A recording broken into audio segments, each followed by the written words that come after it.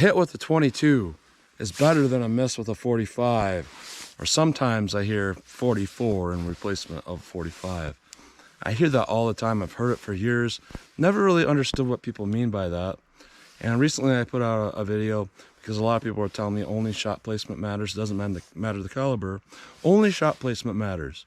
And I tried to make a point that, well, not necessarily, because shot placement with a 22, you might not necessarily do a lot of damage. And people will still disagree and say, a hit with a 22 is better than a miss with a 45. And I got to kind of thinking about that. What does that mean?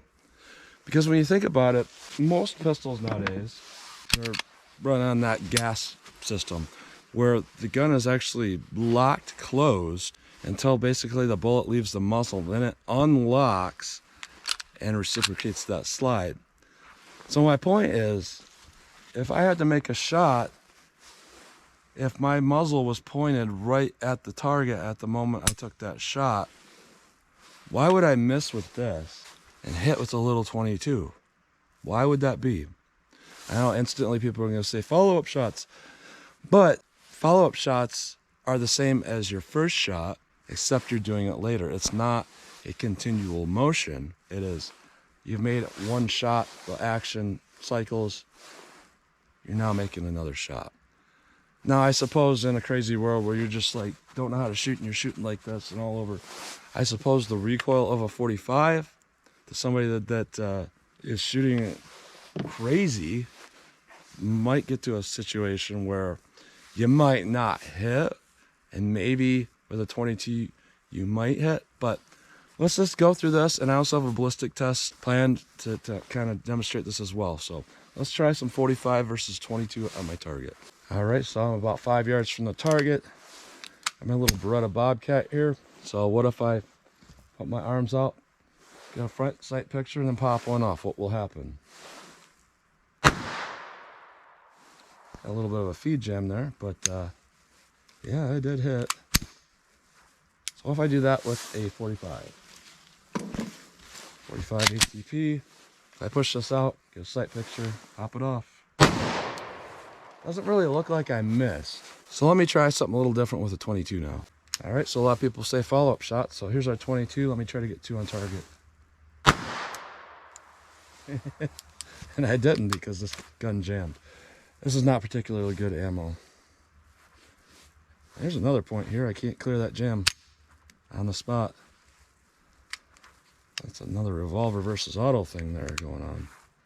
You say you always clear on the spot. I can't get that out. I had to get a little tool to get that out. All right, I got some Aguila ammo. It's a little bit better, so let me see if I get 2 hits on target with this. Yeah, it's doable. Let me try the 45. All right, 45. I should miss my second shot.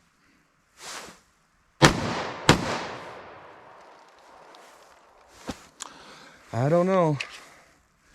That ain't right. All right, no sight picture. See if I can make a hit. A little bit high. All right. I gotta have 1 round of this 45 left. No sight picture, just point it out, see what happens. Yeah, looks like I hit. So, you know, theoretically here, hypothetically, all that, I'm not really sure why people are saying you could make a hit with a 22, but you can't with the 45, considering, you know, the moment you pull that trigger, that bullet's gonna be gone before your hands or the gun do anything. So, I don't know. Let me do a ballistic test now here with this. All right, I have a 2x4 in front of that jaw block there. Hard barrier penetration is something I do think about when I think about a 22. And really, that's just a single 2x4, which is 1.5 inches of wood. You know, that's less resistance than probably your typical car door. So I think about, you know, a 22, you know, shot placement is the only thing that matters. You know, you can't get a hit with a 45, but you can with a 22. But what if there was a slight barrier there? 22. Let's go look and see how much penetration we got in the gel.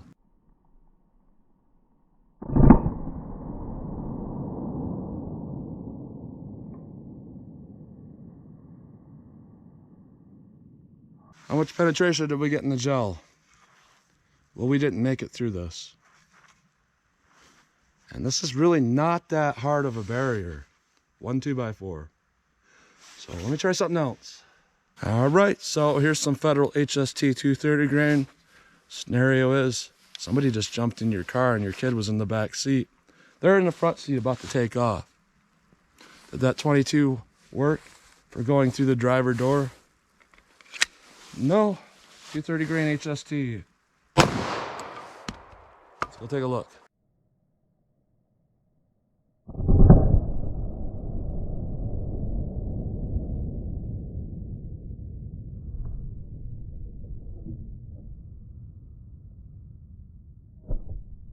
So we clearly went through this. I don't have a recovered bullet because we went through the entire jaw block.